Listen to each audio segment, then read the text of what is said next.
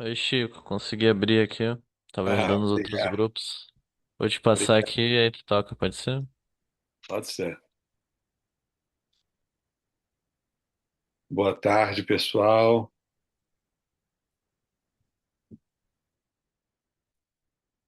Eu sou o Chico Viana. Eu que vou acompanhar a apresentação de trabalhos desse grupo hoje à tarde.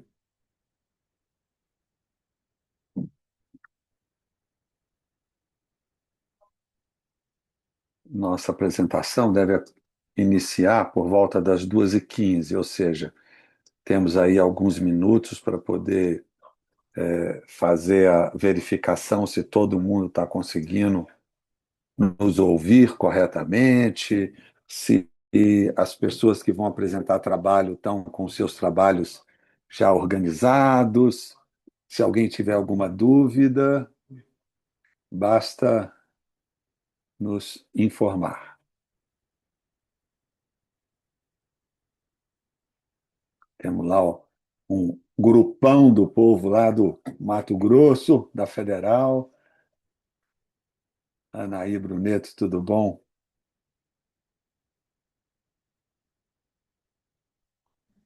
Olá, tudo bem, viu? Uma parte da turma está acompanhando, a gente está em três salinhas, a gente dividiu a turma e aí uma parte que vai acompanhar essa. Ah, que ótimo, muito bom.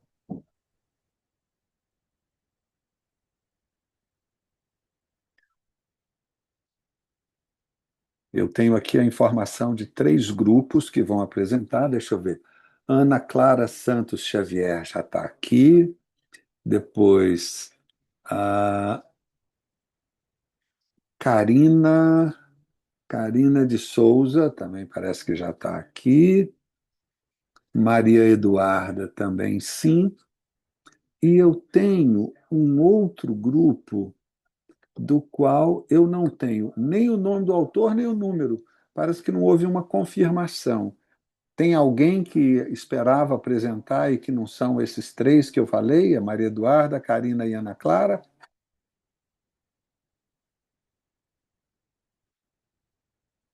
Então, creio que somos nós mesmos, são só esses três grupos.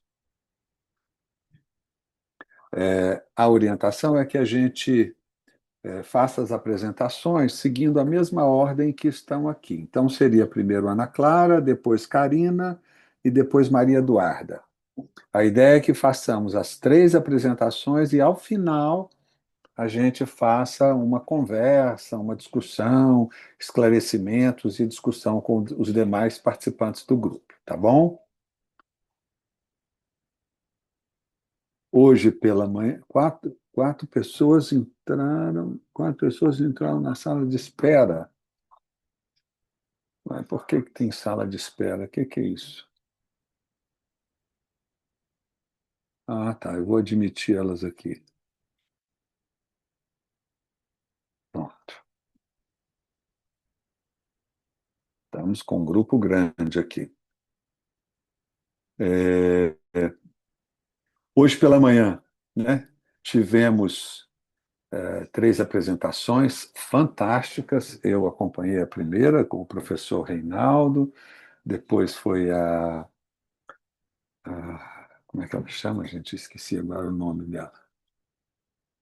A Paulinha, né? A Paulinha, e aí tivemos também a apresentação.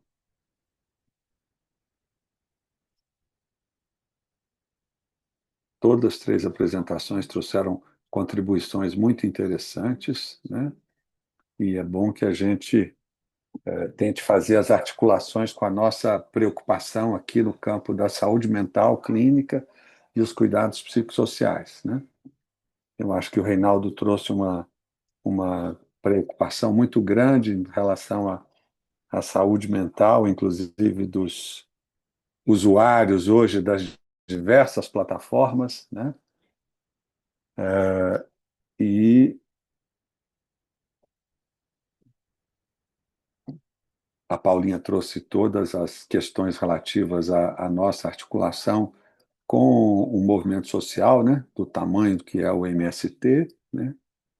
E o terceiro conferencista falava da questão do racismo, né, e das interferências.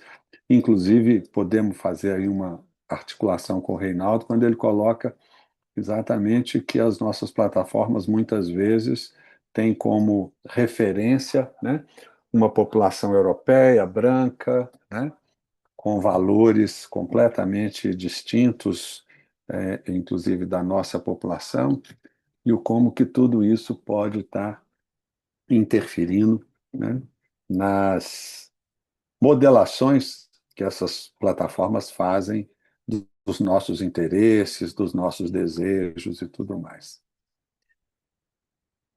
Alguém gostaria de comentar alguma coisinha sobre a, as apresentações de hoje?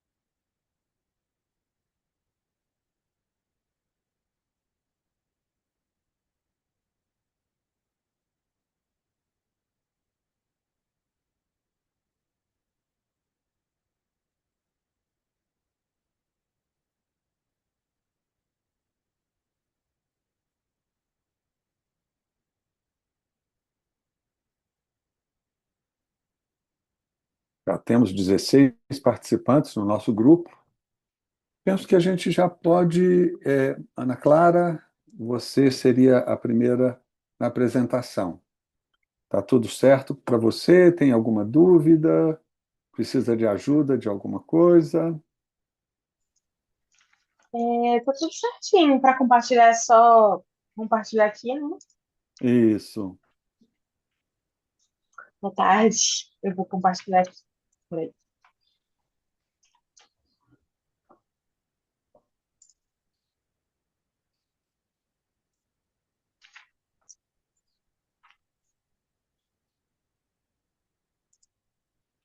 Tá aparecendo certinho?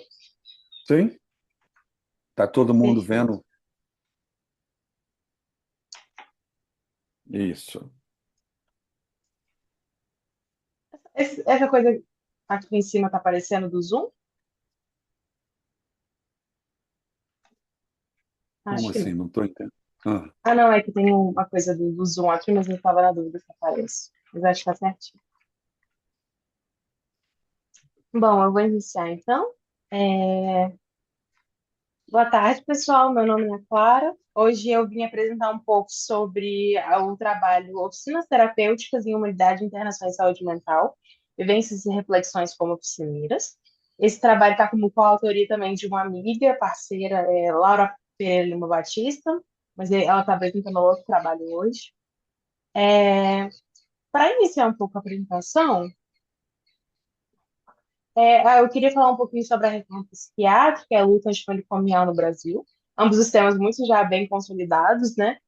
A reforma psiquiátrica, como consolidada ali pela Lei 10.216, ela foi representar essa ruptura com esse modelo manicomial, que é aquele que te entendia a lógica da loucura, como um desvio a ser contido, isolado, silenciado. E a reforma psiquiátrica, então, ela veio como um movimento direcionado para convocar um outro caminho. Seria esse cuidado em liberdade, a institucionalização e a reintegração social. A luta antimanicomial, numa parceria com a reforma psiquiátrica, ela vai se consolidar ali no final da década de 80, como esse fenômeno que busca ser de caráter mobilizador e reivindicador, que ele reuniu ali profissionais da área da saúde, usuários, familiares e, posteriormente, estudantes, justamente para fazer em torno dessa luta dos direitos e essa crítica ao modelo esse modelo manicomial. Ela foi um movimento que questionou justamente esses efeitos segregadores da lógica asilar, e ela também propôs a construção de redes comunitárias de cuidado sustentadas nesses princípios da cidadania, da liberdade e da inclusão. Nessa lógica, as oficinas terapêuticas, elas surgem como dispositivos psicossociais muito importantes, como centrais, inclusive. Elas não surgem como um passatempo, ou como uma lógica de uma ocupação de um tempo que seria ocioso. Elas surgem como instrumentos concretos de ressocialização. Como a gente vai ver, elas vão adquirir um caráter de reafirmar esses direitos dos usuários e de intervir ativamente na lógica da história, da cultura, para esses usuários se tornarem sujeitos da sua própria história e não mais aquilo como se fosse um objeto de cuidado. Essas oficinas, elas vão ter um papel muito grande nessa superação desse modelo manicomial, e elas vão ter elas vão assumir diversas configurações, desde um espaço de criação artística e corporal, até, por exemplo, modelos geradores de renda, contribuindo justamente para essa inserção social e essa autonomia dos indivíduos. Nesse sentido, então, o que vai ser o Delírios? O Delírios, ele é uma iniciativa e um projeto de extensão aqui da Universidade Federal de Berlândia, que ele vai propor essa consolidação dessas oficinas terapêuticas interdisciplinares. Interdisciplinares porque elas vão englobar não só estudantes da área da saúde, mas como estudantes da área das artes. E essa vai propor essas oficinas dentro dessa unidade de internação em saúde mental do Hospital das Clínicas da USP, e que é um serviço que até então, antes desse projeto ser desenvolvido, ele não contava com nenhum tipo de atividade que era organizado para um serviço desse tipo para os usuários que ficavam internados. Nesse sentido, então, o projeto ele vai seguir os princípios da reforma psiquiátrica e também da luta antimanicomial para propor esse cuidado integral, humanizado e dentro desse próprio ambiente, desse espaço hospitalar. Nesse sentido, então, o objetivo dessa apresentação é relatar as experiências de duas graduandas de psicologia da Universidade Federal de Berlândia como oficineiras dentro desse projeto de extensão Delírios, destacando a importância para uma formação crítica em psicologia. Como percurso metodológico, então, a gente vai ter uma abordagem qualitativa, vou focar ali numa observação participante. Por que uma observação participante? Porque, além de mediadoras, nós também participávamos das oficinas, numa lógica de fazer junto com os usuários que estavam ali internados na unidade. E é justamente a partir desse meio que as oficinas eram estruturadas. Então, elas eram oficinas semanais, estruturadas nos eixos de artes, recreação, expressão corporal ou teatro, linguagem, música e autocuidado. Diversos tipos de encontros, eles eram conduzidos por grupos de 4 oficineiros, mais ou menos ali numa média, que era uma escala rotativa, que era justamente para promover essa multiplicidade de mediações, então, ter experiência com vários grupos diferentes, e também com essa diversidade de olhares sobre as situações que eram vivenciadas. Depois de cada oficina, eram elaborados relatórios descritivos, como uma ferramenta tanto de análise como uma ferramenta de discussão. Até porque esses relatórios são instrumentos, ferramentas que permitem revisitar o que aconteceu durante as oficinas, principalmente nessa interação entre os usuários e os oficineiros, para permitir justamente esses movimentos de aproximação, de tensão, de avanço e até mesmo para ver também as situações que eram identificadas, os problemas que eram identificados dentro do próprio serviço, até porque, por mais que seja uma internação em um hospital geral e não mais um hospital psiquiátrico, a gente ainda tem um movimento constante de lutar para que não sejam mantidas essas violências institucionais, tal como era visto no passado. Então, dessa maneira, a gente tinha esses momentos que era justamente para a gente debater e também para identificar essas questões e para a gente poder se posicionar dentro daquele ambiente. Diante dessa experiência, então, a gente vai entrar um pouco nessa discussão, que vai, a gente vai falar um pouquinho que seria um elemento mais potente e também mais político de toda essa experiência. Inicialmente, é importante falar que essa oficina ela trouxe um tensionamento dessas estruturas asulares e dessas lógicas diagnósticas. A oficina, ela não é um momento nem um pouco neutro. Ali dentro, a gente vai estar lutando contra estruturas manicomiais que ainda persistem em se manter ao longo do tempo, mesmo com todo o movimento da luta antimanicomial e do contexto promovido pela reforma psiquiátrica. Ela vai incomodar essa lógica de lá nas oficinas justamente porque nesse contato com os usuários, a gente vai ter que aquela pessoa que está dentro daquele espaço isolado, fechado, em que ela não pode sair, a ideia é que ela se torne mais do que um prontuário, mais do que um diagnóstico. E é justamente nesse deslocamento que a oficina ela vai operar. Ela vai deslocar a visão do diagnóstico para uma lógica de produção de vida. Então, ao invés de ficar vendo qual que é o diagnóstico, o CID, o que que trouxe essa pessoa para ser internada, as oficinas elas convocavam esses sujeitos para um protagonismo. Até porque as oficinas elas vão trabalhar conectando esse paciente a uma rede de significados cotidianos compartilhados socialmente, permitindo justamente esse rompimento com a lógica desse isolamento manicomial. E a gente viveu isso em diversas experiências, mas uma experiência que particularmente me marcou muito foi justamente numa oficina em que a gente estava fazendo uma das atividades e começou a chover durante a oficina. E daí os usuários, que não têm muito dessas experiências, resolveram que eles queriam simplesmente tomar um banho de chuva. No caso, se a gente for pensar algo muito lúdico, né, a gente remonta isso à infância, de certa forma, esses banhos de chuva. E nesse ambiente, quando eles foram lá para já tomar um banho de chuva, as pessoas da equipe que estavam presentes durante a oficina já ficaram muito atentos, já ficaram preocupados, pensando que eles não poderiam fazer isso, entrando em contato com a equipe da enfermagem pelos aqueles walk-talks que eles têm, né, para se comunicar. Assim, ao mesmo tempo, né, nós, como oficineiros, a gente também resolveu validar essa experiência, porque em que outro momento eles poderiam simplesmente pegar e tomar um banho de chuva ali dentro. E nós participamos em conjunto dessa experiência, e foi uma experiência muito marcante, que eu nunca, assim, que me marcou profundamente, eu acho que foi algo que realmente desafiou justamente essa questão do protagonismo desses usuários, de poder escolher simplesmente parar a atividade da oficina e tomar fazer um banho de chuva. Então, justamente esse tipo de situação, elas vão mostrar que, apesar dessas lógicas de internação ainda lutar para que não se mantenha essa lógica manicomial, é possível fazer essas atividades, esse movimento antimanicomial dentro desse hospital. Não precisa sair da instituição para mudar essa lógica que ainda permeia ele. É possível fazer através justamente dessas práticas que vão colocar esses sujeitos no centro, no protagonismo dessas atividades. E é justamente isso que a gente vai pensar nessa formação desse pensamento crítico, porque a gente, como profissional de saúde mental, vai precisar desse pensamento histórico, desse olhar transdisciplinar e dessa coragem também para questionar esses paradigmas asilares que a gente tem, inclusive quando a gente está atuando dentro deles. Outro ponto importante é justamente a transformação da internação e o resgate da autonomia. O que esse território, né, da internação, que historicamente ele era um território de passividade e de tutela com relação a esses usuários, da lógica das oficinas, ele vai se configurar como um espaço de trocas subjetivas.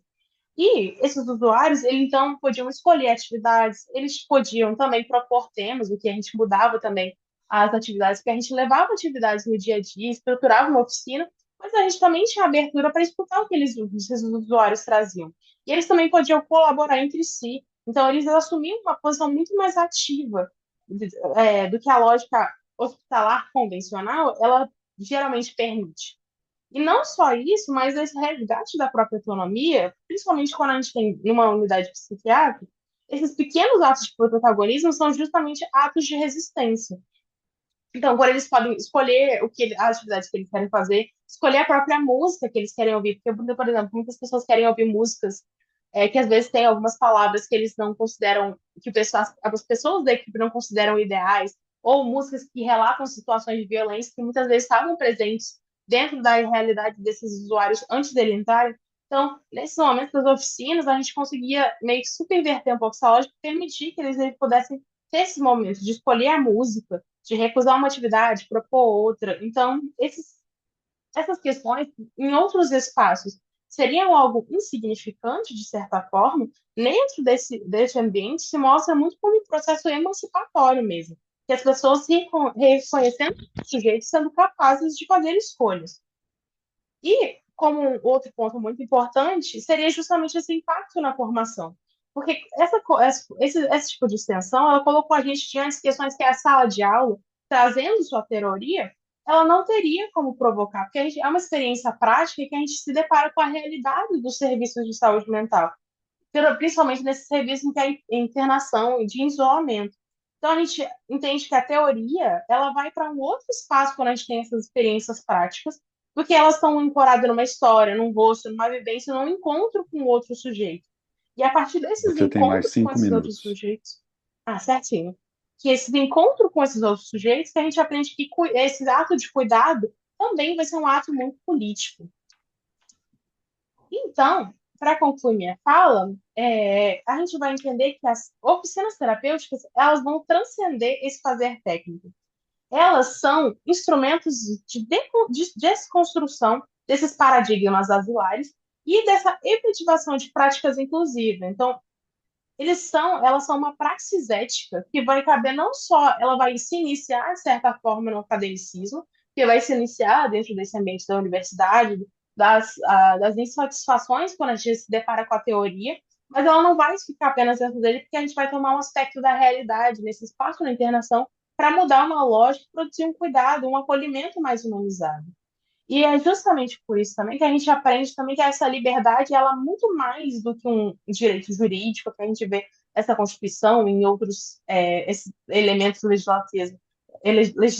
Ela também é uma função terapêutica que é indispensável. Porque quando alguém ficar internado num ambiente como esse, tem essa possibilidade de criar, de se expressar, de fazer escolhas, ela também tem algo muito importante ali que vai se movimentar dentro dela, que é justamente esse reconhecimento próprio de que ela é uma pessoa que é capaz de habitar esse mundo, justamente nesse processo de ressocialização social.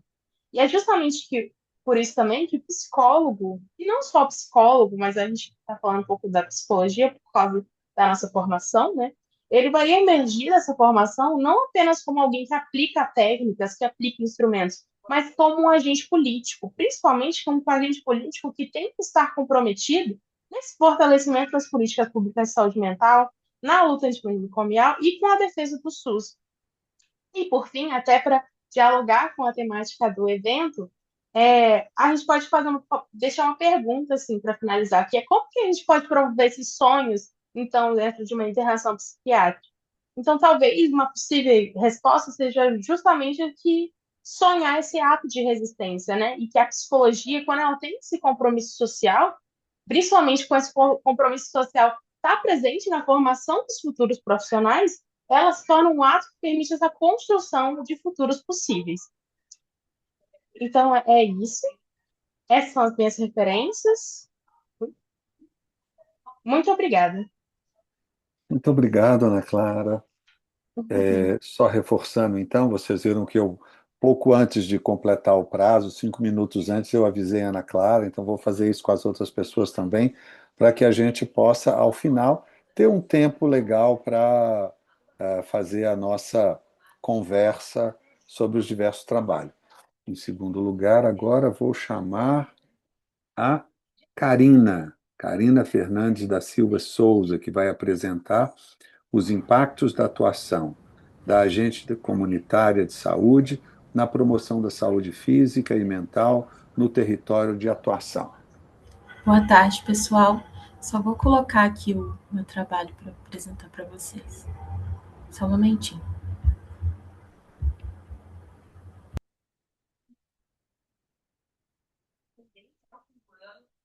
De aquecimento. A gente vai ficar monitorando e é muito importante termos mais um de calor por aí. A seguir, a CBF renova com técnica. Bem, está todo mundo vendo direitinho? Está todo mundo conseguindo ver? Posso começar? Pode começar. Boa tarde, meu nome é Carina, Eu sou agente comunitária de saúde e estudante de psicologia. E eu vou falar para vocês o impacto da atuação do agente comunitário, mais especificamente eu, como um relato de experiência profissional, né, na promoção da saúde física e mental no território de atuação que eu faço parte. Só um momentinho, por gentileza.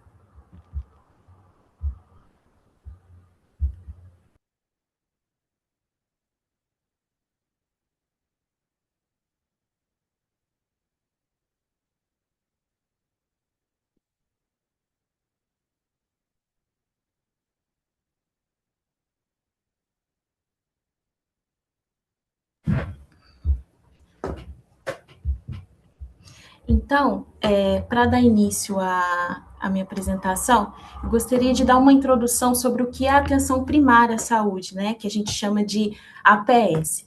A atenção primária, que é onde o agente de saúde trabalha, ele atua, né, é a porta de entrada, né, é o primeiro acesso que as pessoas têm aos serviços do SUS e com as redes que estão ligadas a ele. Na atenção primária, a atenção primária ela tem a finalidade de promover saúde, prevenção, tratar, diagnosticar, reabilitar e fazer a manutenção da saúde individual ou coletiva. E o objetivo, né, é essa atenção integral, com o cuidado completo com os usuários, né, que vai impactar na situação, vai impactar positivamente na situação da saúde das coletividades, né, de um território como todo, um grupo de pessoas, bairros e comunidade. O papel do agente comunitário de saúde em si, né? Como eu disse, ele faz, como a gente percebe, né? Ele faz o vínculo entre a população de um território e a unidade básica de saúde, exercendo funções como visitas domiciliares, identificação de problemas de saúde dentro de uma comunidade, de um território. Ele vai promover ações educativas e de prevenção dentro desse território que ele atua, e ele vai ser o elo, né, a ponte entre a equipe de saúde e a população. A equipe de saúde que eu digo entre o médico, o enfermeiro, o técnico de enfermagem, né? E eu trouxe um relato de experiência profissional, eu fiz um recorte da minha microárea em que eu sou agente de saúde. Eu tenho um determinado lugar que é uma área de alta vulnerabilidade, né? É uma ocupação, ela fica próxima de uma rodovia. E para falar para vocês, eu trabalho como agente de saúde há uns 2 anos nessa UBS e faz 1 ano que eu assumi essa microárea. E a unidade básica que eu atuo, né, ela fica localizada em Juiz de Fora, Minas Gerais. O perfil dessa área que eu atuo, ela é um perfil bem complexo, porque ela fica muito distante da unidade de saúde, ela é de difícil acesso. A gente tem uma falta de transporte público, e justamente isso é um dos fatores que prejudica essas pessoas, né, a ter o acesso aos serviços da UBS.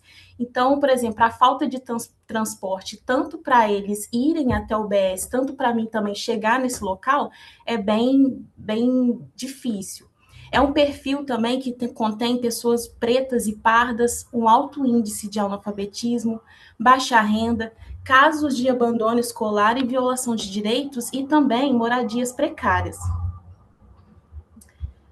E antes da atuação, né, antes de eu entrar nessa área, quando eu fui fazer uma pesquisa e verificar com a gerente da UBS qual que era esse perfil, né, eu quis saber qual que eram as necessidades que essa área enfrentava. E aí eu fiz um levantamento e eu pude perceber que essa área ela não tinha um acompanhamento e visitas domiciliares. Essas pessoas elas não tinham acesso a consultas médicas regulares, elas não tinham acessibilidade, né, a comunicação, orientação para promoção de saúde, quando o agente ele faz essa promoção de saúde através de orientação de vacina, falar sobre campanhas que está tendo dentro da UBS, por exemplo, Outubro Rosa, que é muito importante, Novembro Azul, né, saúde do homem, saúde da mulher. Então, eles não tinham com quem que comunicasse, quem que informasse eles, tanto da importância de, de fazer esses exames, né, de estar sendo feito esses serviços em relação a eles, né? E aí, desculpa, também havia a impossibilidade de articulação com as demais redes de apoio, como o CRAS, por exemplo, né?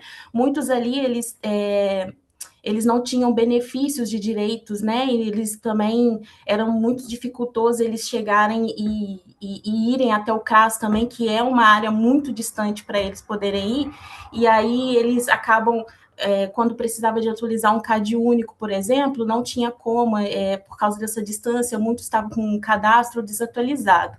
E também, né, o principal, que seria o desconhecimento por parte da UBS, né, em relação às necessidades que aquelas pessoas estavam passando, que são enfrentados por esses usuários, né? E tá aí a importância do vínculo do agente de saúde, né? É com a partir desse vínculo, que essa ponte que ele faz, que é possível a gente entender o que uma determinada população, território está precisando, o que está faltando, como que a gente pode fazer para estar sanando essas necessidades.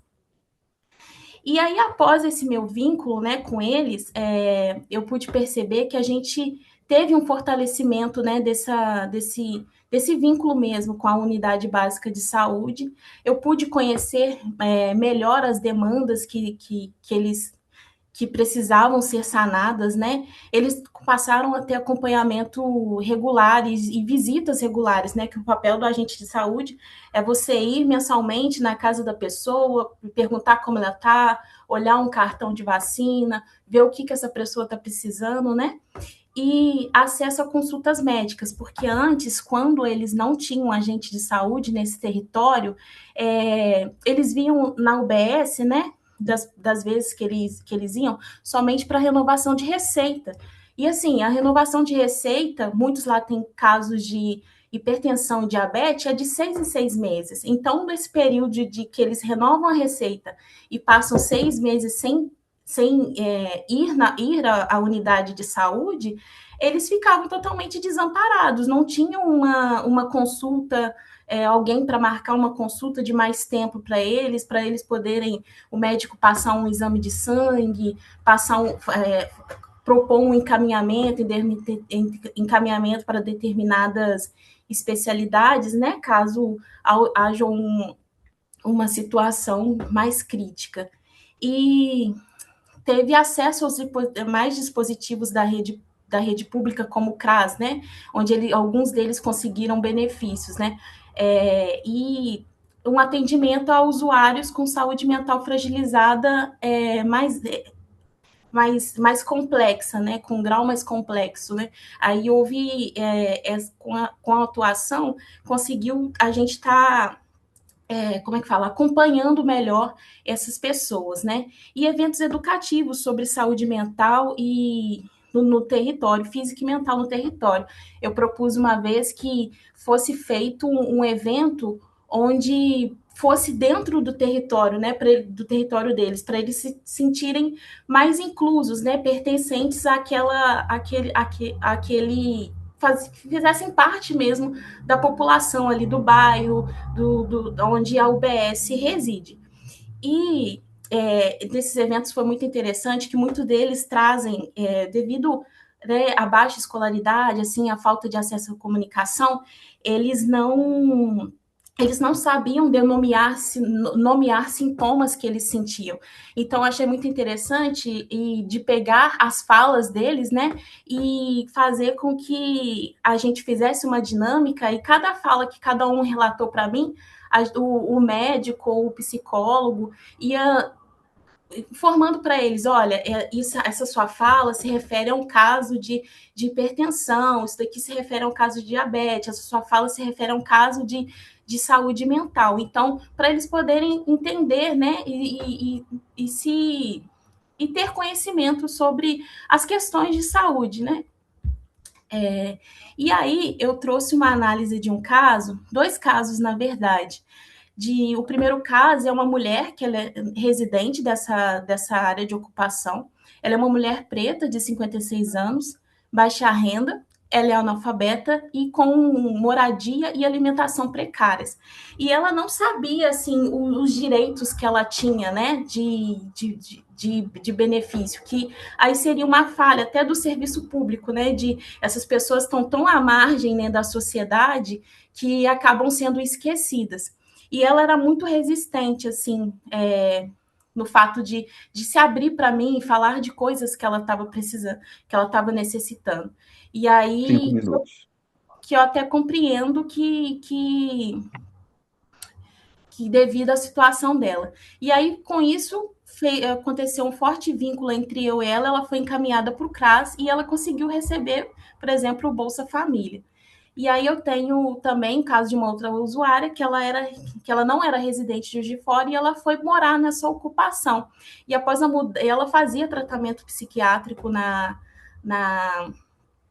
cidade anterior e ela rompeu o vínculo após essa mudança, né? E aí também teve essa situação de eu fazer o vínculo com ela, fazer uma visita domiciliar, solicitar que o médico fosse lá e orientasse ela quanto à medicação, e ela foi encaminhada para o Centro de Atenção à Saúde Mental.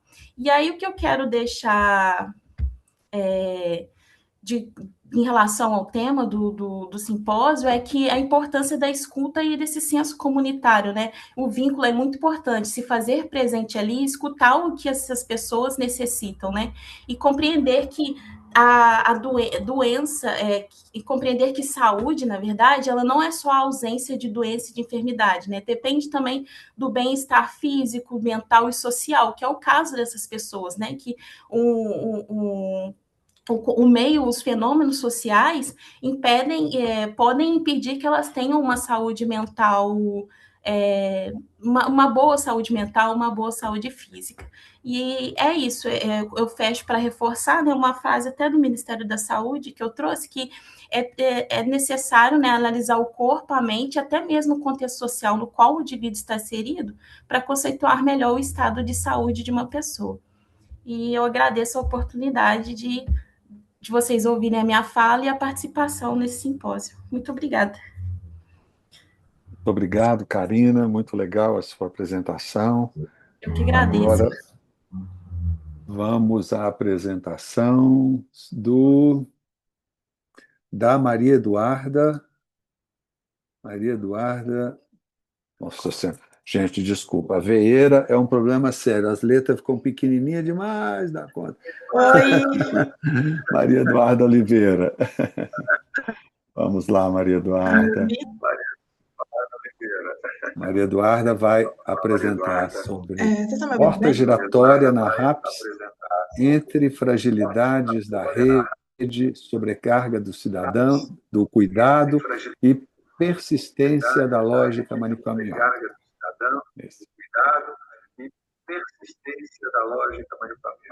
Ixi, Maria, começou Vocês a estão me dar ouvindo? Estamos te ouvindo, sim. Eu tô na própria universidade, a internet aqui é meio ruim, mas eu acho que vai dar certo. Deixa eu compartilhar aqui.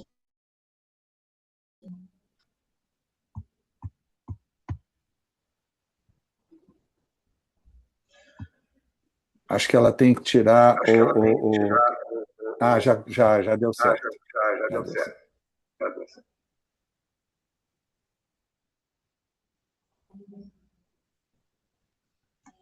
Peraí, tá dando certo, eu acho.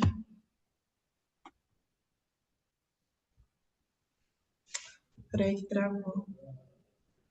Vocês estão vendo? Tudo bem? Alguém consegue falar? Porque eu não consigo ver. Eu estou vendo. Tá bom. Acho que está tudo certo. Algumas pessoas já se manifestaram dizendo que também estão vendo tudo direitinho. Beleza. Gente, boa tarde. Meu nome é Maria Eduarda. Eu sou estudante de psicologia da UFO. Eu já vim apresentar um relato da minha pesquisa sobre porta giratória. Eu nomeei para apresentar aqui nesse congresso como porta giratória na RAPS, entre fragilidades da rede, sobrecarga do cuidado e persistência da lógica manicomial. Inicialmente, eu queria falar, minha colega Ana Clara, ela já falou um pouco, né, sobre a reforma psiquiátrica brasileira. Ela inicialmente se inaugura, né, na Lei 10.216, Paulo Delgado, que propõe, então, a desinstitucionalização e a criação, então, de serviços substitutivos. Oi? Tudo certo? Tudo certo, pode continuar. Você escutou algum barulho diferente? Alô? Ah, Eduarda? tá. Ela propõe, então, a desinstitucionalização. Isso, oi. Vou continuar. Sim, pode continuar. Então, como eu estava dizendo, né, a Lei 10.216, em 2001, vai propor a desinstitucionalização de serviços substitutivos na rede de atenção psicossocial. Quando a gente fala substitutivos, quer dizer que, então, a gente está procurando que a internação não seja mais o único recurso de cuidado. Então, cuidado hospitalocêntrico, a internação, a contenção, vai ser, então, a última alternativa de cuidado. Mas, tendo isso em vista, né, que já faz alguns anos que a reforma foi ampliada, surge um novo desafio, que é os casos em porta giratória.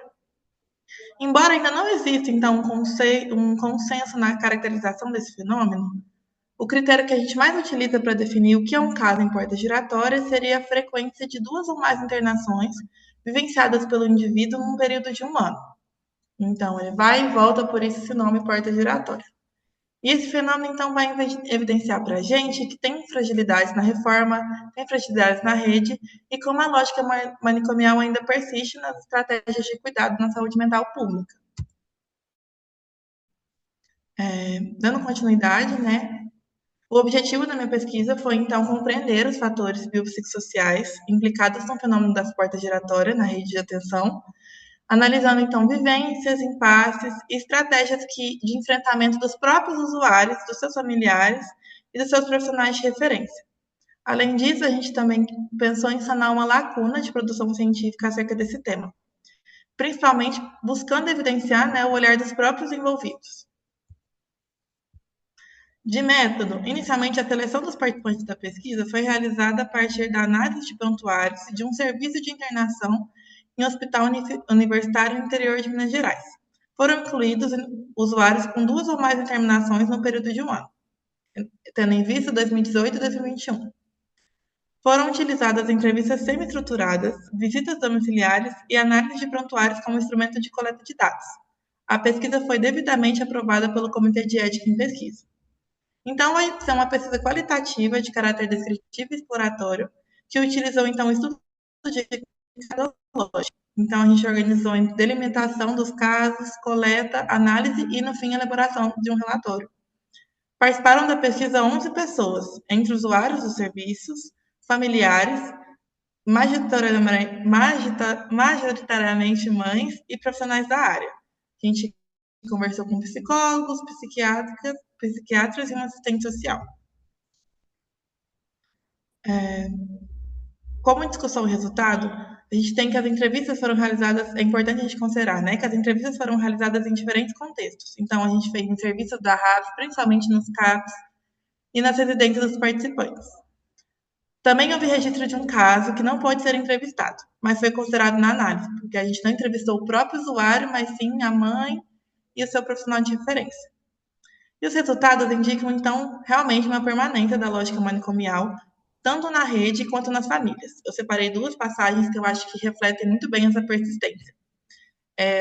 Às vezes queria que trancasse mesmo, a mãe dizendo do seu filho, ou um profissional do CAPS dizendo, esse caso é como uma bomba relógio. Então, essas falas refletem realmente essa persistência, essa desesperança, como se realmente, novamente, a internação, a contenção fosse a única alternativa. O que contribui, né, para ela sendo, então, no cuidado. A gente observou também que o cuidado vai recair majoritariamente sobre mães em contexto de vulnerabilidade social. Então, além delas enfrentarem um contexto muito difícil, elas enfrentam sobrecarga, solidão e falta de apoio, né, nesse cuidado.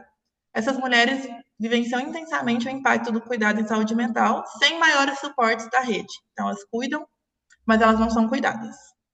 Também foram identificadas dificuldades estruturais na rede, como a desarticulação entre os serviços, então a unidade de saúde básica não tem contato com o terceiro setor, são cuidados completamente fragmentados.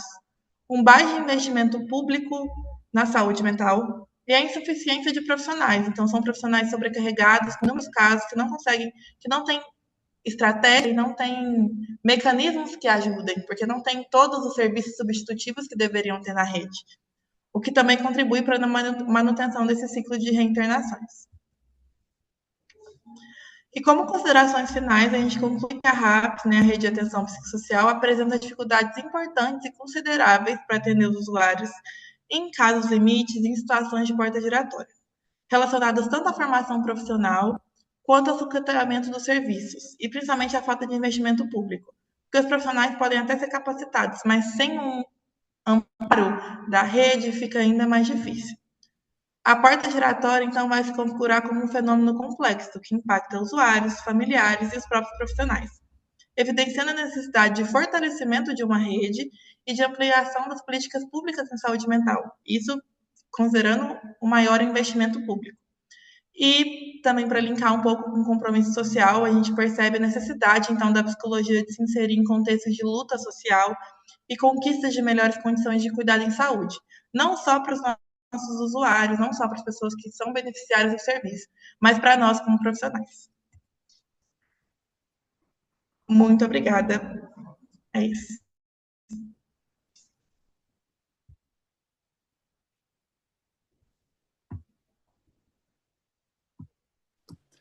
Muito obrigado, Maria Eduarda. Temos aí a apresentação dos três trabalhos. E aí vou voltar a fazer aquela primeira chamada de uma quarta pessoa que nós não sabemos o nome, a gente só tinha aqui uma indicação de que eventualmente poderia haver um outro trabalho sobre saúde da mulher, né?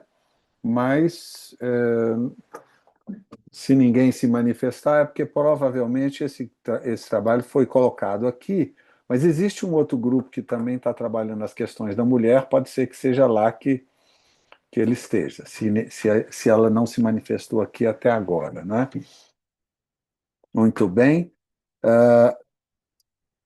Entre as manifestações no chat, eu encontrei aqui uma manifestação sobre a importância, né, da gente ter psicólogos em todas as UBSs, né, falando sobre o trabalho da Karina, né, e uma outra,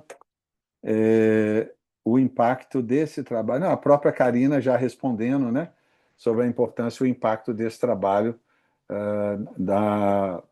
na vida e nos benefícios para o território, não é isso? Então, vou fazer uma pequena observação sobre os três trabalhos. Assim, achei muito interessante, muito legal as pesquisas, cuidadosas, né? Eu acho que essa é um cuidado que a gente deve ter mesmo, né? Passar as pesquisas pelo comitê de ética, né? Cuidar para a gente respeitar os participantes, né? Entendendo, sim, que o nosso tipo de pesquisa acadêmica, ela muitas vezes tem esse caráter também de intervenção, não é? Porque nós estamos lá ou fazendo um estágio, ou participando de um programa de extensão, né? Ou mesmo fortalecendo a nossa formação acadêmica, não é? Às vezes nós já somos do serviço e aí estamos ali de volta na universidade, né? Nos qualificando cada vez mais. Eu acho que isso é muito importante. Os três trabalhos trazem exatamente essa dimensão e a importância disso, né? Eu queria também apontar que, nesse campo da saúde mental, nós enfrentamos um desafio muito grande, né? Um desafio de um país cujos trabalhadores, né, e os familiares tomaram uma decisão importantíssima de construir uma política de atenção à saúde mental que rompesse com o manicômio. Algo que efetivamente é complicado, difícil, não é? E que está em construção. Ainda que a gente fosse, nossa, mas está em construção há 20 anos, pode ficar há 100 anos em construção. A gente tem que lembrar que a história do manicomialismo é muito mais do que 100 anos, não é? Isso, isso considerando só o Brasil, porque fora do Brasil a gente sabe que a história, né, é muito anterior a isso. Então, eu diria que nós vamos continuar escrevendo essa história com todas as dificuldades que ela nos apresenta, né? E, e a gente espera que a gente possa avançar, né? A cada avaliação que a gente faz, a cada pesquisa que a gente faz. Bom, eu não vou segurar muito. A Ani, Anaí Bruneto levantou a mão e está querendo fazer uma fala. Você consegue liberar seu telefone? Sou seu microfone, sou eu que libero.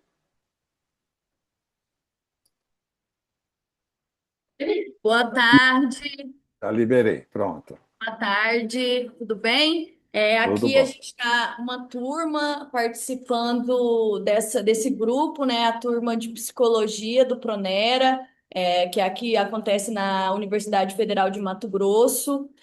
Queria dialogar um pouco com a Karina Fernandes sobre o trabalho dela.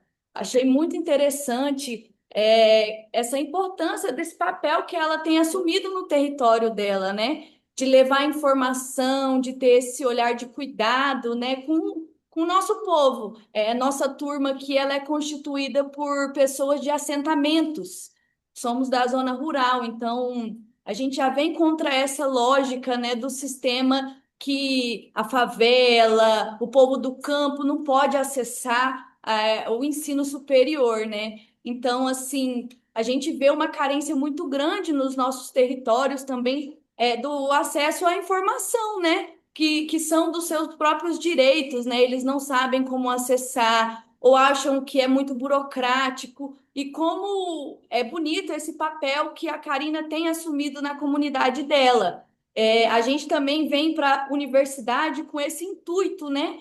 De que a psicologia também chegue nos nossos territórios, ao nosso povo, né? Ao povo do campo. Então, a gente está aqui nessa missão, estamos juntos, Karina, e com esse compromisso, né, de que o povo do campo, o povo da favela, eles também têm direito ao acesso às políticas públicas. E dialogar aqui também com o nosso companheiro Francisco, que a gente tem mais uma inscrição aqui da turma para dizer se já pode ser agora na sequência.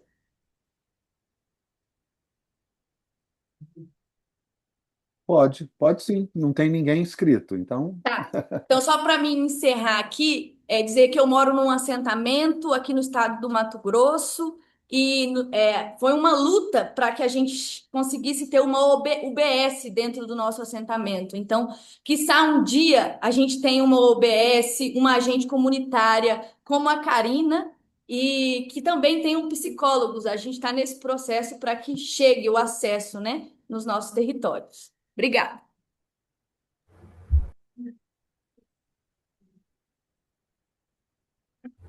Boa tarde. Tá ligado, Ana?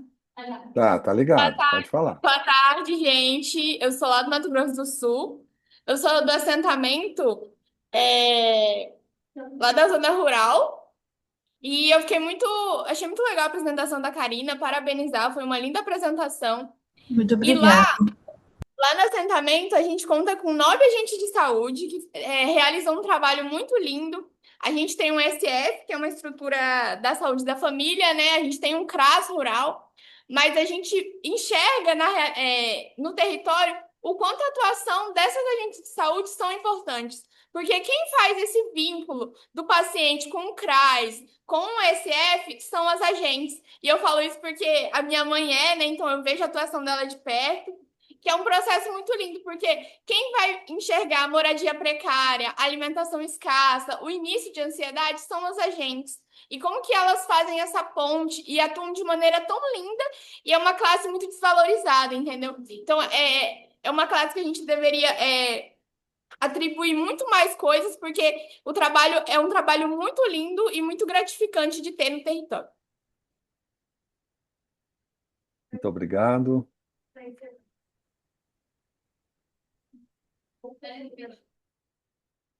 Mais alguém queria fazer algum comentário?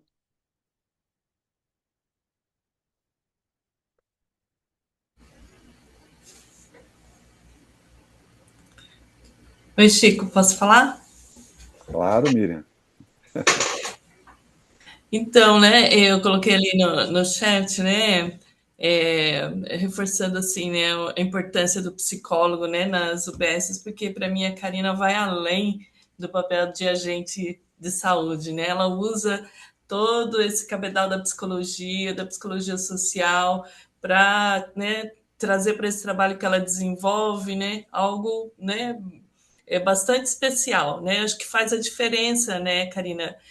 Você sendo psicóloga e estando inserida nesse território, né? Então, por isso que Na verdade, eu sou estudante de psicologia, estou no segundo período você é ainda. estudante, né? Pensei que você já era psicóloga, mas você já está levando para o teu trabalho, né? Essa, isso que você, né, vai aqui aprendendo na psicologia, né? E eu acho que isso é uma luta, né, nossa, para que a gente tenha psicólogos sociais atuando, né, nas UBSs, né? Não só nas NAFs, né? Mas acho que nas UBS seria muito importante. São poucos psicólogos ainda inseridos na saúde pública, né? E para chegar até os nossos povos, então, né? Eu acompanho um pouco, além do grupo aqui do Pronera, né, da Psicologia da Terra, eu acompanho também um, um povo indígena, né? E também a realidade é bem precária, né? Mas, assim, pela política de saúde indígena, chega também psicólogo lá, mas a cada 15 dias o psicólogo chega no território, né? E não consegue fazer um trabalho contínuo, né, com o povo, que ele passa alguns dias ali, já tem que ir para outra aldeia, passa mais uns dias ali, já vai para outra aldeia, e assim vai. Então, o psicólogo tem que dar conta de muitas comunidades, né? Então, acho que a gente precisa avançar bastante nessas políticas, e eu acho que o teu trabalho aí só reforça isso, né? O quanto a gente tem a contribuir. Obrigada. Parabéns. Legal, Miriam, legal, Karina. Vou fazer aqui uma provocação para a Ana Clara e para a Maria Eduarda. Eu tive a impressão de que vocês duas são de Minas Gerais. São, né? Então eu escutei certo, sim. Bom, eu também sou de Minas Gerais, né? E trabalhei 37 anos na Fundação Hospitalar do Estado de Minas Gerais. Dentre esses anos, né, durante um período eu tive envolvido no processo de desconstrução do Hospital Psiquiátrico de Barbacena, né? E, embora uma parcela do meu tempo eu tenha ido para trabalhar com saúde da mulher, numa maternidade eu sempre acompanhei a discussão sobre a saúde mental. E acho que tanto Ana Clara quanto Maria Eduarda trazem um desafio enorme para nós. Não é? A gente tem que lembrar que o pensamento manicomial não é um pensamento institucional. Não é as paredes do hospital que se tornam manicomiais. Não é, não é a estrutura física. Até porque, cá entre nós, a estrutura física do Hospital Psiquiátrico de Barbacena é linda, é maravilhosa. Né? Ela foi pensada, inclusive, lá no início do século XX, em 1903, quando ele foi fundado, como uma instituição fazenda, onde as pessoas pudessem trabalhar. Se vocês virem o projeto inicial, né, da construção do Hospital Psiquiátrico de Barbacena, você vai falar assim, nó, que bacana! Oficina de cerâmica, oficina de agricultura, eu estou chamando de oficina, mas antes era trabalho, né, trabalho na agricultura, trabalho na olaria, trabalho disso. Todo mundo tinha que trabalhar, era uma lógica, né, de uma certa saúde mental pelo trabalho, né? Mas, e óbvio, não foi exatamente a beleza do lugar que se tornou manicomial, né? O processo, o processo de manicomialização, se é que existe essa palavra, né? É algo construído subjetivamente pelos sujeitos que estão envolvidos nesse processo. Então, somos nós, os profissionais de saúde mental, somos nós, os familiares dessas pessoas, que a gente não dá conta delas, né? Que, de certa maneira, vamos construindo essa ideia de manicômio, né? Então, eu penso que o nosso desafio está aí, né? Nós trouxemos um projeto de simpósio, onde a gente quer pensar que sonhar é resistir, né? E é necessário construir sujeitos democráticos, né? Eu sempre quero acreditar que sujeitos democráticos não prendem ninguém em manicômio, né? Então, esse é um grande desafio, né? Como que a gente pode, inclusive na nossa formação como profissionais de saúde, né? Eu falo que assim, ser psicólogo não nos salva de ser manicomial, viu? A gente tem que tomar muito cuidado com isso, né? Exatamente porque a gente percebe que muitas das estruturas que nós acabamos construindo ao longo desses anos, né, de política, não conseguiram avançar, né? Caímos na porta giratória, ou seja, vai embora, volta, vai embora, volta, vai embora, volta. Não... Então, alguma coisa ali não andou. Então, a provocação é essa, assim, como é que vocês veem, né? E em que nós podemos contribuir para a formação desse profissional de saúde, né? Que seja um sujeito com essa visão democrática, né? Essa capacidade de conviver com o diferente, né? Com o estranho, não é? Com o reconhecimento desse outro. Né? Aí, só para provocar vocês duas e, ao mesmo tempo, provocar esse resto desse grupo para ver se eles falam e vêm ajudar a gente nessa conversa. Vamos lá.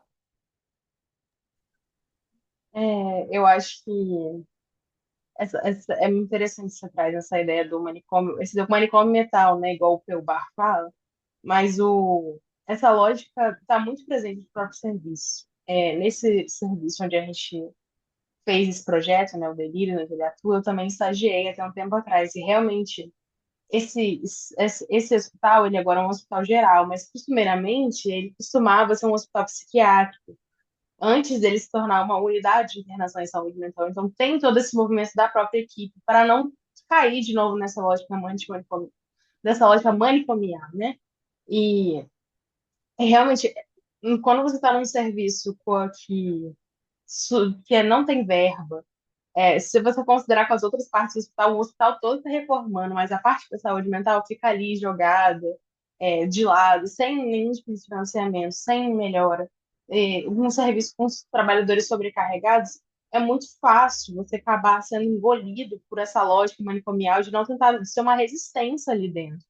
Eu acho que é justamente esse tipo de formação crítica que a gente tem, e eu acho que dialogando também um pouco com a apresentação da Karina, esse contato com o território, a possibilidade de estar no serviço, de visitar o serviço, de ter esse contato com o território, principalmente sobre essa lógica da psicologia social comunitária. Porque, no final, a parte teórica da universidade é muito importante, porque aquilo vai nos formar, mas é a partir da atividade prática, esse contato com a população, principalmente com essa população vulnerabilizada, em que a saúde muitas vezes não ocorre, que é justamente isso que a gente vai formar. A gente, psicólogos efetivamente democráticos, psicólogos que vão fornecer um serviço não só para essas elites que já sempre tiveram acesso a uma saúde de qualidade, mas para o pessoal que, igual a professora Miriam falou, você conseguir chegar nessas comunidades que dificilmente são atendidas por uma política de saúde frequentemente.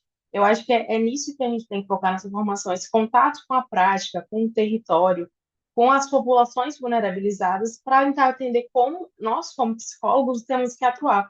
Porque não é só o psicólogo chegar lá e falar, não, vamos fazer as coisas dessa forma. Existe uma forma para se trabalhar com essa comunidade, né? Para você não assumir essa postura de um de alguém que sabe, como se as outras pessoas não soubessem, né? Eu acho que todo esse movimento é muito importante. Eu acho que eu concordo muito com a Xaxá. Xaxá é o apelido dela, que a gente realmente é amiga, você acertou bem. É, eu acho que quando a gente fica muito preso no campo da universidade, a gente acaba adotando um lugar, acho que foi o Lacan que disse, de sujeito do suposto saber, e acho que a gente acha que é muito intrínseco à psicologia antimanicomial, que é muito intrínseco à psicologia não apoiar os manicômios, mas não é. Eu acho que, como a Ana Clara falou, é muito importante a gente ter contato com pessoas que tiram a gente desse lugar que a gente sabe, que a gente conhece, porque às vezes a teoria e a prática são coisas muito diferentes, né? Quando eu fui fazer essa pesquisa, eu percebi como as pessoas que vivem na pele, elas têm uma capacidade de saber muito mais, no sentido de entender muito mais como é o funcionamento real das coisas, o funcionamento real da rede. Porque a gente pode sim estudar como uma rede de saúde mental funciona, mas a gente não tá lá vendo como a rede de saúde mental funciona, sabe? E realmente esse manicômio mental, mas a partir do momento que a gente não sabe também como funciona a rede pública do nosso né, ambiente, assim, porque eu fico pensando que a gente estuda e aí quando a gente vai para o território, a gente vê que está faltando serviço substitutivo, que está faltando apoio, que está faltando recurso para os profissionais trabalharem. Então, igual a Ana Clara falou, é muito fácil você acabar caindo mesmo nesse recurso, né? É melhor trancar mesmo, que foi uma fala que eu escutei. E não há como julgar essas famílias que estão completamente sobrecarregadas, de não ter apoio, de não ter outro lugar, de não ter outra alternativa. E eu acho que compromisso social é justamente sobre isso, sabe? Realmente buscar, meio em meio a muitas dificuldades, a muito percurso assim difícil, buscar realmente uma outra alternativa, um outro caminho que não precise da violência, que não precise da falta de liberdade, que respeite realmente a autonomia. E eu acho que é muito isso, tendo contato com pessoas que utilizam a rede, tendo contato com pessoas para além da universidade, para além do tudo muito bonitinho, né? Igual a estavam comentando, né, sobre o assentamento, como a psicologia às vezes não chega lá. A psicologia que a gente estuda aqui na sala de aula não chega lá. Então, como que a gente pode chegar lá? Como que essa psicologia pode chegar lá?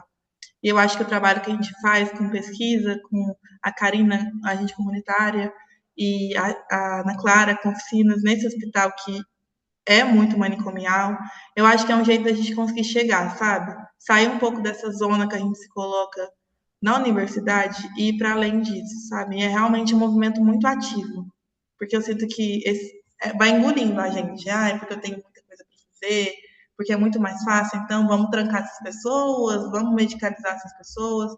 Eu acho que é um movimento ativo mesmo de pensar diferente.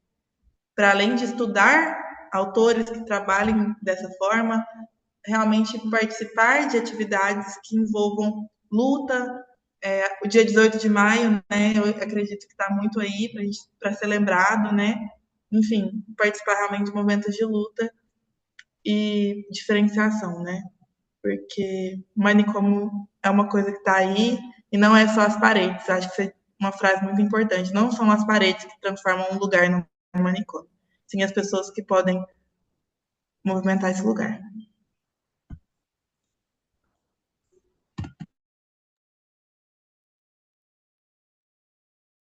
Mas alguém quer falar? Eu acho que esse é o nosso grande desafio, né? Quando nós pensamos no. A gente tem que tomar muito cuidado para a gente também não cair no lugar da culpabilização do outro nessa história, né? Porque ter um louco dentro de casa não é fácil, não é? Principalmente um louco, né, como vocês apontam, e até a Karina trouxe outras questões, né, que não tem para onde ir, não tem uma política pública que garanta um centro de convivência, não é? Não tem uma sociedade que o aceite leite zanzando pela rua, não é porque todo mundo pode zanzar pela rua. O doido não pode, né? O doido é doido, então ele não pode zanzar pela rua. Aí, quer dizer, você tem uma sociedade que não dá conta disso, né? Então, são desafios que estão para além da construção de alguns mecanismos de guarda também, não é? Porque quando a gente pensa assim, mas a gente fica botando as pessoas no centro de convivência, depois põe as pessoas na oficina, quer dizer, nós tiramos ela do manicômio e colocamos ela em outro lugar. Quando ela também podia não querer ir para aquele lugar, podia querer ir andar na rua, ir ao shopping, ir ao cinema, sabe? Mas para poder ter isso, nós temos que também construir uma política antimanicomial junto com a sociedade inteira, né? Eu fico pensando no desafio da Karina, que trabalha diretamente num território, não é? E que no dia a dia enfrenta isso, né? Com certeza, quer dizer, ela, como agente comunitária de saúde, ela enfrenta gente que não acredita em vacina e que ela tem uma tarefa de que uma das coisas que as pessoas têm que fazer é ir vacinar. Mas assim, eu não acredito na vacina, assim como ela pode encontrar uma família que acha que aquele... Quer dizer, ou vou consertar, peraí. Tem uma família cuja vulnerabilidade é tão grande que a presença de um louco torna impossível a convivência, não é? Porque viver com um louco dentro de casa não é fácil. Agora, quanto maior essa vulnerabilidade, maior essa dificuldade, não é? Porque, dependendo... E aí não precisamos de pensar só no sujeito louco, né? Mas nos diversos sujeitos com graus diferentes de deficiências, né? De outros problemas de saúde, né? Quer dizer, imagina, conviver com uma pessoa que tem um problema de saúde que a coloca acamada é muito difícil para uma família, né? Que vive numa condição de vulnerabilidade. Então, de fato, é necessário que a gente pense uma sociedade que tome o cuidado como algo fundamental, cuidar do outro, né? E para isso, ela vai ter que investir em política pública, mas a própria sociedade vai ter que pensar no seu papel nesse cuidado, né? Para que essa sociedade não seja manicomial, que ela não encontre como solução apenas botar o sujeito em algum lugar, né? Vai lá, Maria Eduarda. É que você foi falando e me lembrou. A gente tem um guia de saúde mental em Minas Gerais, e nele, inclusive, fala um pouco disso, sobre como todos falam, assim, também levando em conta que poderia ser a sociedade, né? Que um sujeito pedindo ajuda, ele deveria ser acolhido em qualquer serviço. Então, eu fico pensando que deveria ser acolhido por qualquer pessoa. Isso é uma coisa que também na pesquisa eu percebi, que nas entrevistas, né, esses profissionais falavam como os próprios profissionais de saúde mental são excluídos, no sentido de essa pessoa é louca, então ela não pode ser acolhida aqui, ela não pode ser ouvida aqui. Então, essa pessoa é louca, ela não pode comer aqui, ela não pode assistir filme aqui, no lugar onde pessoas normais estão. Então, eu acho que eu fiquei lembrando como, na teoria, né, já se fala muito sobre isso, sobre como deveria ser acolhido por todos os tipos de profissionais, não só o da saúde mental, e como, né, a sociedade faz esse movimento de lateralizar, né, marginalizar essas pessoas. Então, os serviços, mesmo qualquer um deles que receba, é sempre marginal. Então, é muito difícil para essa pessoa, às vezes, participar de um evento de pessoas normais, porque os serviços são muito longe. Então, fico pensando assim, como também é uma organização muito organizada de como excluir essas pessoas, sabe? Há um serviço sendo proposto e há um serviço sendo realizado, né? Não é só por acaso. Pensando um pouco nisso. Vai lá, Karina. É porque eu não estou achando onde fica a mãozinha para levantar. Desculpa. Não preocupa, não. É porque é muito importante isso que você falou, né? É um desgaste também para a família da pessoa que está nessa condição. Geralmente, no segundo caso, né, o pai dessa paciente, ele chegou a desabafar comigo assim, eu tô tendo. Ele fala, né? Ela tá dando um trabalho, né? Mas é porque eles também não sabem também lidar com a situação, no sentido de, né, o que mais eu posso fazer para poder fazer com que ela fique saudável, digamos assim, né?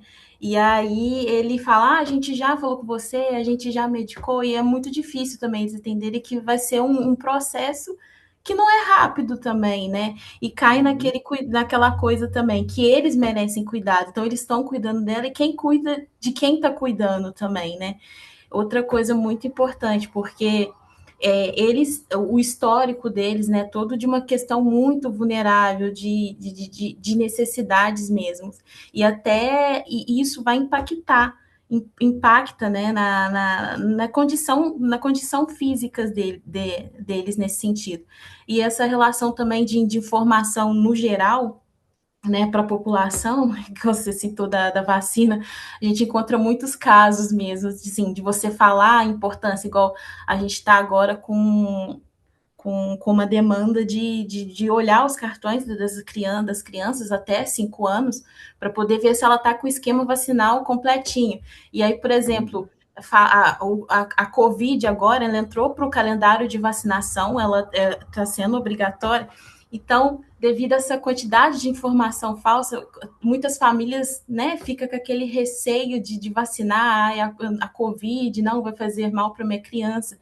E aí a gente tenta, né, usar de alguma forma para poder conscientizar eles, saber que a vacinação, a criança ela não responde por ela, mas é um direito dela, né? Ela tem o direito de ser vacinada. E você privar ela disso, você está violando o direito dela ao acesso à saúde, né? Então, é um trabalho, assim, de formiguinha mesmo, que você vai, orienta ali e tentar o que a gente diz, né? Educar a população, né? Mas é algo que passa por etapas, assim. Eu fico pensando, né? Se eu conseguir conscientizar uma ou duas pessoas, já é, tipo assim, muito gratificante, assim. Já é um resultado que é o meu objetivo, né? Enfim, é isso. Muito legal.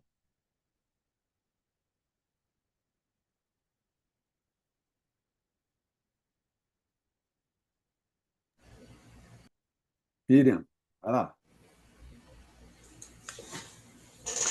Ô, Chico, estão me ouvindo já? Sim?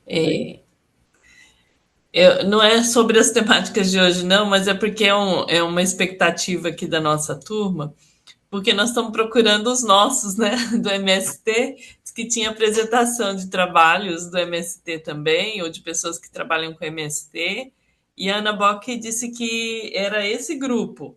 E aí eu queria saber se foi ontem, se vai ser amanhã, ou se não é aqui. Deixa eu aproveitar, então tem que verificar, peraí. Que deixa eu ver se eu acho onde é que está os outros. Ana Bock sabe isso de cor, porque foi ela que organizou os grupos todos, mas eu não sei. Ó. Não, esses são os relatórios.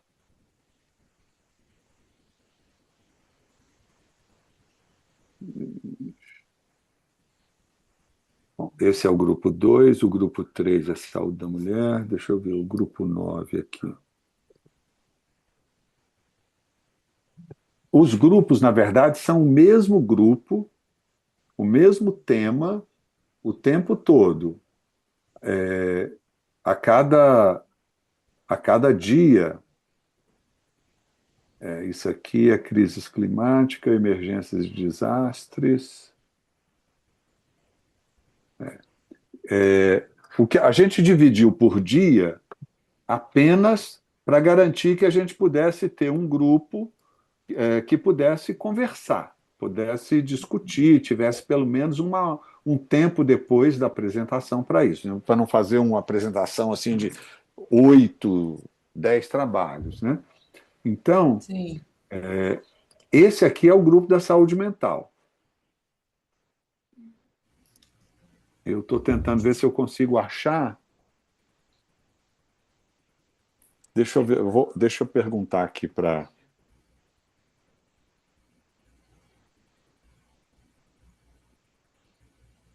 Vou perguntar aqui para ver.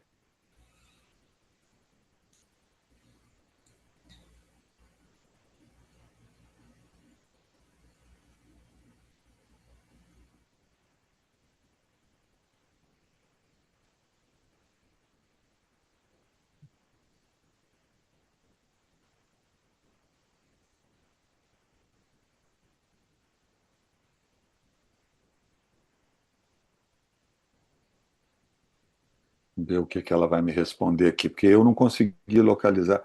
O arquivo que me deu é muito difícil de mexer, porque a gente abre, a- alguém respondeu para mim que é o grupo 5. Deixa eu ver lá. Vamos ver lá. Deixa eu ver se eu consigo localizar aqui.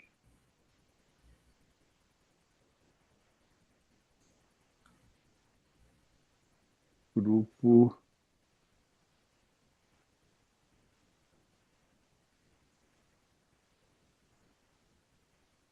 Não, esse aqui é de gênero.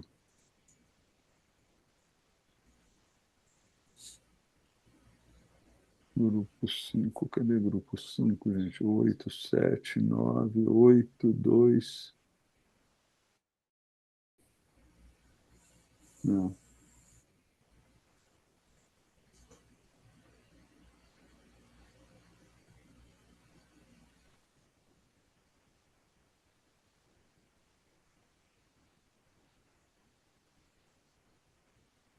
É.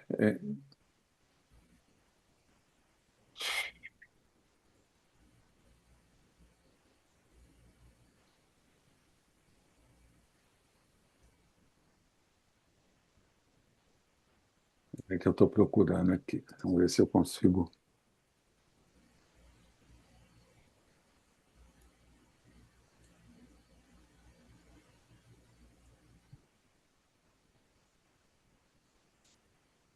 Ah. É, mas a informação que eu recebi é que é o grupo 5.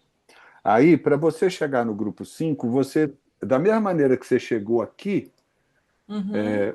basta que você volte naquela página inicial, onde estão relacionados todos, clicar ali que você entra lá e aí você vê se ainda tem grupos apresentando, né? Certo. E quais serão os trabalhos que serão apresentados amanhã, porque é isso, assim, o grupo é sempre o mesmo. Então deve ter sido grupo 5 ontem, vai ser grupo 5 hoje e deve ser amanhã também.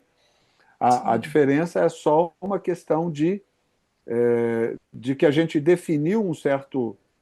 Ah, não, já estão falando. Ixi, Maria. Outra pessoa respondeu para mim que é o grupo 8. Não, e aí quem Ah, respondeu agora é quem está coordenando tudo, é a Sol, então é grupo 8, não é 5, não, tá?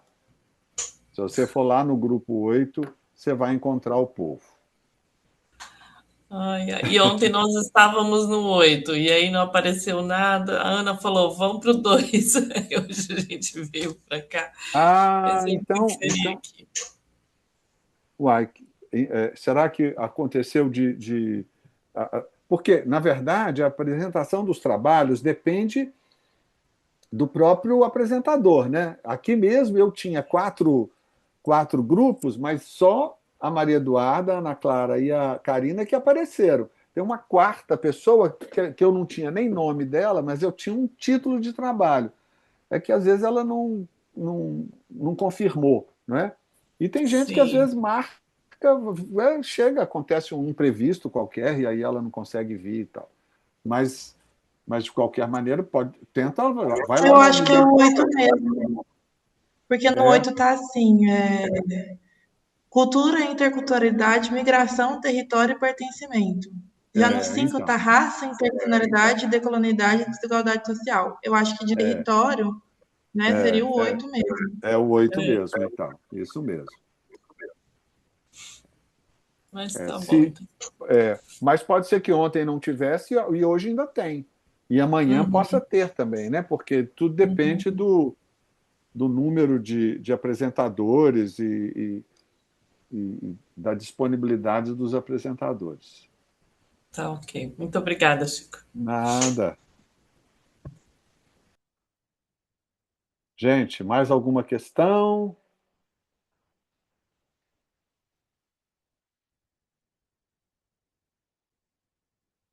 Se não tivermos nada, podemos encerrar por hoje, agradecendo aí a presença da Maria Eduarda, da Ana Clara e da Karina, que vieram aqui discutir conosco, né? Acho sempre muito rico. O nosso povo lá do Mato Grosso, né? Que tá lá, ó, dando tchauzinho para nós todos. Muito bem, muito legal vocês estarem aí na sala. Acho isso muito legal.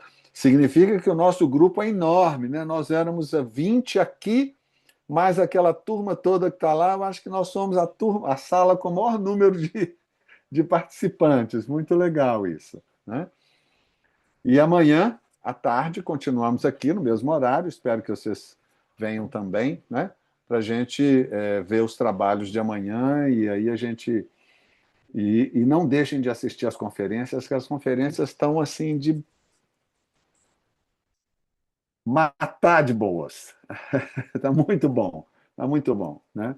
Eu acho que é muito, muito desafio que nós temos aí pela frente e para pensar aí uma psicologia que dê conta desse novo milênio que não está fácil, né? Nós estamos passando por momentos muito, muito delicados e precisamos de resistir, né? Para sonhar para resistir, né? E até amanhã, então, todos.